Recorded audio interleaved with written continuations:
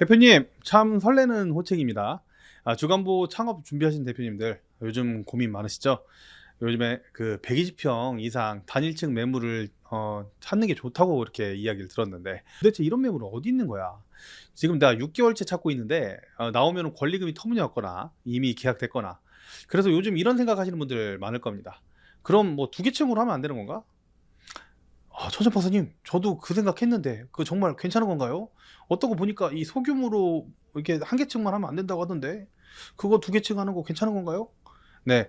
오늘 이 질문에 대해서 주간보 100개 만든 국회의원가 속 시원하게 답변 드리도록 하겠습니다. 결론부터 말씀드리면, 두 개층으로 이게 한 개 주간보센터 만드는 거 절대 손해가 아닙니다. 오히려 전략적인 선택이 될 수 있습니다. 단, 조건이 있습니다. 오늘 제가 말씀드리는 네 가지 핵심 전략을 정확히 이해하고 실행하신다면요. 일단 대표님들이 가장 먼저 궁금해하시는 거, 두 개층으로 운영하는 거 정말 합법적인가요? 나중에 인허가 문제로 문 닫는 거 아닌가요? 이 질문 정말 중요합니다. 법적으로 문제가 있다면 아무리 임대료가 싸도 시작하면 안 되니까요. 건물이 있다 할지라도 만들면 계약을 하면 안 되겠죠. 그런데 여러분 걱정하지 마세요. 두 개층으로 운영하는 거, 한 센터에서 두 개층으로 운영하는 거, 요거 사실 합법입니다. 노인복지법, 그리고 제가 노인복지시설 설치 운영 기준에 따르면 동일 건물 내에서 동일 사업자가 인접하거나 분리된 층을 이용할 경우에 해당 층의 면적을 합산해서 총 정원 승인이 가능합니다. 예를 들어서 1층 70평, 2층 70평이면 총 140평으로 인정이 된다는 거죠. 어르신 1인당 최소 생활실 2평 기준으로 계산을 하고, 공용시설이 넓어지겠죠? 아무래도 두 개층이니까. 예, 그렇게 잡아도 정원 한 60명 정도는 가능할 겁니다. 140평이면, 그렇죠? 예, 그러면 법적으로 문제 없네요. 그런데 평가에서 불이익 받는 거 아닌가요? 이런 생각을 하실 수 있겠죠. 이거 정말 좋은 질문입니다. 장기간 평가에서 다층 시설이 불리하냐? 약간의 불리함은 있습니다. 다만 장점도 있습니다. 사실 불리한 점도 해결할 수 없는 것은 아닙니다. 층간 이동이 발생을 많이 하는 다층 시설의 경우에 두 개층 이상을 한다. 거기서 왔다 갔다 한다. 그럼 낙상 위험이 아무래도 증가하겠죠. 엘리베이터 타야 되고 움직이고 해야 되니까. 그리고 각 층마다 화장실들을 만들어야 한다는 단점도 있을 거고요. 이 과정에서 손해를 보는 평수만큼 생활실이 줄어들어서 수익이 줄어드는 느낌도 드실 겁니다. 다만 이 단점을 장점으로 만들면 문제 해결이 되겠죠. 일단 적절한 규모 층을 두 개 층을 만들고, 각 층이 만약에 하나의 센터가 아니라, 물론 이름은 하나를 쓸 겁니다. 근데 각 층을 두 개의 주간보호센터처럼 운영을 한다면 어떨까요? 아침에 1층으로 입소하신 분들은 1층에서 그냥 계속 계시는 거고요. 2층으로 가신 분들은 2층에서 서비스를 계속 제공하는 겁니다. 그러면 엘리베이터 이동으로 인한 낙상 위험들 줄어들겠죠. 그렇겠죠? 예, 이 위험도가 떨어지겠죠. 그러니까 다층이 문제가 아니라 관리 시스템이 부실하게 만들어졌을 때 문제인 겁니다. 요거 왜냐면 돈을 좀 적게 들이기 위해서 이 관리 시스템을 좀 적게 만들고 이런 경우가 많거든요. 예, 그리고 화장실도 마찬가지예요. 화장실이나 뭐 샤워실 같은 경우에도 위에 올라가 가지고 싸면 되지. 뭐 이렇게 생각을 해버리면 그런 문제가 되는 겁니다. 저희 국회의가 자문한 두 개층 센터 중에 이 시스템을 전산하고 행정 인력에, 그리고 투자한 그런 센터들은 오히려 수급자의 상태나 성향에 따라서 나누어서 운영을 했기 때문인지 몰라도 수급자뿐만 아니라 보호자들의 만족도가 굉장히 높습니다. 자, 이제 이런 의심이 드실 수도 있을 거예요. 어떤 거예요? 임대료가 싸다고 해서, 그리고 이제 건물을 내가 못 찾다가 이런 그 좋은 건물이 또 나와서 두 개 층으로 하려고 하는 건데, 승강기가 없어서 승강기 설치하고 리모델링 하면 오히려 더 들어가는 거 아니야? 야, 이렇게 질문하시는 분이 있을 건데요. 이거 정말 핵심을 찌른 겁니다. 노후 건물의 저렴한 임대료는 함정일 수가 있습니다. 보통 이런 건물들은 이렇게 이제 두 개 층을 우리가 이제 다니다 보면 이 건물주가 굉장히 오랜 기간 동안 이 건물을 소유한 경우도 굉장히 많아요. 대표님, 이걸 꼭 기억하세요. 두 개 층 전략에서 가장 중요한 거는 1번이 승강기입니다. 2번이 소방시설이거든요. 예, 그리고 이제 노인복지시설 같은 경우에는 기본적인 장애인 편의 증진법의 기준을 절대적으로 충족을 해야 됩니다. 휠체어 이용 어르신들이 안전하게 이동을 하려면 기본적인 이런 그 뭐 발판부터 뭐 밑에 이제 바닥부터 버튼, 이런 엘리베이터 기준들이 다 기준에 맞아야 됩니다. 이 기준을 충족하는 승강기가 없는 건물을 선택을 하면, 여러분이 그 건물의 주인이 아닌데 승강기도 설치를 해야지 이 승인이 나거든요. 그래서 이렇게 되면 임대료가 아무리 싸다고 해도, 평수가 좋은 이 두 개 층짜리가 나온다 할지라도 이 효과는 완전히 사라집니다. 오히려 손해가 납니다. 네, 그래서 어떻게 해야 될까요? 입지 선정 체크리스트 첫 번째 순위는 장애인 편의시설 기준을 충족하는 승강기가 이미 설치되어 있는 곳이어야지만 두 개 층이 가능합니다. 그래서 이렇게 하셔야지 제대로 된 건물을 찾아서 할 수 있을 거예요.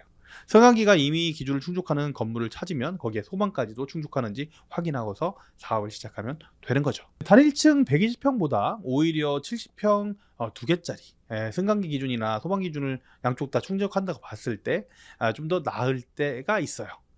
전체 평수로 따졌을 때 더 잘 활용이 될 때가 있으니까, 그러니까 꼭 그 한 개층만 너무 고집하지는 않으셨으면 좋겠어요. 대신에 이제 인테리어 등 초기 투자 차이는 어느 정도 있을 수 있겠죠. 그만큼 이제 평수가 커지잖아요. 그러니까 근데 이제 같은 보증금 임대료라면 정원수 차이가 난다고 했을 때 나쁘지 않은 부분이 되죠. 그래서 제대로 된 시스템을 만들면 두 개층이 손해가 아니라 초기 자본 부담을 줄이는 그런 전략이 될 수가 있어요. 단 승강기가 적합한 건물을 선택했을 때만요. 그래도 이제 계속 의심이 드실 겁니다. 굉장히 많이 고민이 되실 건데, 층이 나뉘면 관리가 힘들잖아요. 층이 나뉘면 관리가 힘들고 직원들 왔다 갔다 하느라 시간만 낭비하는 거 아니냐. 결국에는 인건비 더 들어가고 어르신 케어질도 떨어지면 규모의 경제가 무슨 의미가 있냐. 이렇게 생각할 수가 있어요. 여러분, 맞습니다. 층이 나눠지면 사실 관리 난이도는 올라가는 게 맞습니다. 그런데 대표님, 이 난이도를 낮추는 게 불가능한 게 아니라서 그냥 전략의 문제라는 말씀을 드리는 겁니다. 국회에서 도와드린 A 주간보호센터 사례를 한번 말씀드리도록 하겠습니다. 이 센터는 현재 정원 56명, 현원 52명으로 92% 충족률을 달성했습니다. 이거 어떻게 가능했을까요? 일단 그 요양보호사 법정 최소 배치는 기본적으로 한 개층이나 두 개층 나눠서 하는 경우나 똑같습니다. 저 요양보호사 선생님은 전체 어르신 인원수 나누기 7로 해가지고 합니다. 여기 같은 경우 지금 7명이 기본이죠. 근데 이제 가상금이라는 게 있어요. 공단지원금 가상금을 활용을 하면 추가 인력을 한 명당 대표님 부담 80만 원 이내에 채용을 할 수 있습니다. 또한 인건비 지급 수준을 고려하잖아요. 근데 되게 재밌는 게 인원이 한 40명 정도가 넘어가는 센터 같은 경우에는 여러분 대표님이 부담하는 금액 없이도 한 2명, 3명 정도의 요양보호사 추가 인력 배치가 가능합니다. 적정 정원 이상이 되면 추가 요양보호사 배치를 하더라도 큰 부담이 없다는 거죠. 지금 말이 어려운데요. 120평짜리에 비해 두 개층 140평짜리 주간보호센터를 하게 되면 그때 가산 부담이 떨어진다는 얘기를 하는 겁니다. 그래서 이런 게 되게 중요하고요. 그래서 중요한 건 적정 정원입니다. 지금 제가 말씀드리는 건 한 개층 50평씩 두 개층 100평 주간보호센터에서는 추가 인력 배치를 대표님이 다 부담을 해야 되기 때문에 대표님 말씀이 맞아요. 두 개층이니까 맨날 왔다 갔다 해야 되고 추가 인력 뽑아야 되고 그럼 돈 더 들어가는 거 아니야. 맞는 얘기인데, 한 개층이 70평 이상이 된다 그러면 두 개층이 140평이 되고 그때 60명 이상 정원이 되고요. 40명이 넘어가는 순간 추가 배치 하더라도 대표님 부담할 인건비가 확 줄어들어요. 요거 제가 짧게만 얘기한 거예요. 이거 길게 이야기하면 1시간 넘게 걸리거든요. 그래서 짧게 말씀드린 겁니다. 그래서 결론은 두 개층 하실 때는 70평 이상을 좀 찾아보셔라, 이렇게 이제 말씀드리는 거고요. 이 결국에는 이렇게 하게 되면 적절한 수익 구조가 가능한 정원에서는 리스크가 거의 없고 적절한 전략으로만 우리가 시스템을 만들면 수급자의 만족도도 올릴 수 있다는 겁니다. 지금 한 개층이 아니라 두 개층도 괜찮다는 말씀을 드리고 있는 거예요. 그리고 이제 이런 부분들도 중요한 질문일 것 같아요. 많이 질문하시는 건데, 그래 두 개층으로 해가지고 내가 어떻게든 운영을 한다고 쳐. 근데 5년 뒤 10년 뒤에도 이게 경쟁력이 있을까? 보호자들이 두 개층을 왔다 갔다 하는 거 싫어하면 또 좁아 보이지 않을까? 결국 단일층 센터한테 밀리는 거 아니야? 이거는, 이런 질문들은 장기 생존 전략에 대한 질문이기 때문에 굉장히 어려운 질문이에요. 주간보호센터 시장은 점점 경쟁이 치열해지고 있습니다. 앞으로 5년 뒤 10년 뒤에도 살아남으려면 확실히 차별화된 경쟁력이 있어야 됩니다. 그 차별화된 포인트가 뭘까요? 규모의 경제, 전문화된 프로그램, 그리고 중요한 건 대표님이 이거를 입에다 딱 탑재를 하셔야 된다는 거예요. 단일층의 이제 큰 평수에 있는 이 단일층 센터에만 익숙한 보호자들을 만든다 하더라도 두 개층 우리가 나눠져 있는 이런 그 차이, 이런 부분들을 대표님이 설명할 수 있어야 된다는 거예요. 실제로 수익 자체도 그만큼 차이 나잖아요. 그만큼 대표님이 요거를 설명할 수 있는 능력이 있어야 되는 거예요. 그리고 이 설명하는 능력을 뒷받침하는 게 뭘까요?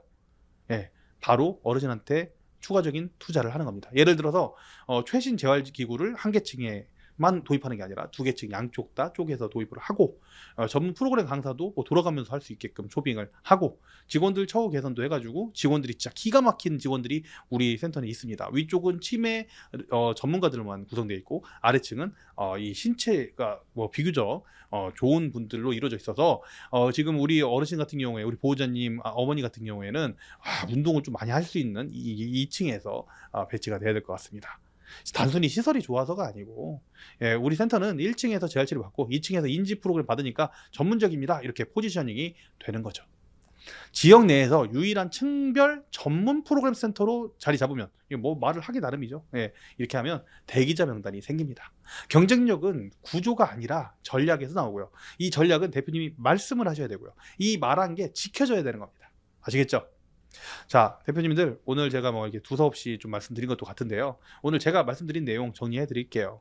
예, 계속 그 말씀을 드리고 있는데, 소규모로 시작해서 한 개층을 더 확장해도 됩니다. 여러분들, 예, 70평짜리 하다가 두 개층으로 확장하는 전략도 가능해요. 그런데 이 두 개층을 바로, 그러니까 규모가 이제 내가 좀 120평 이상 큰 한 개층을 하고 싶은데 두 개층 같은 경우에도 좋은 전략이 될 수 있다는 겁니다. 특히 어떤 분들한테는 최고의 전략이 되냐면, 단일층 120평 매물을 6개월 이상 찾고 계신 분들, 그 다음에 초기 자본 부담을 줄이고 싶어서 한 개층하고 두 개층으로 늘리고 싶으신 분들, 정원 60명 이상을 대규모로 센터를 하고 싶은데 내가 서비스 공간이나 이런 것들을 해서 정말 체계적으로 두 개의 센터처럼 운영하고 싶으신 분들, 차별화된 경쟁력을 가지고 있는 분들은 좀 해볼 만한 그런 전략이지 않나, 두 개층이 해볼 만한 전략이지 않나, 그렇게 생각을 하시면 좋을 것 같아요. 대신에 승강기가 있는 당연히 건물을 찾아야 되고, 그 다음에 이 소방이나 노이즈 시설 변경 이런 것들도 되게 고민을 많이 하셔야 되겠죠. 거기에 플러스 특화되어 있는 어떤 서비스 이런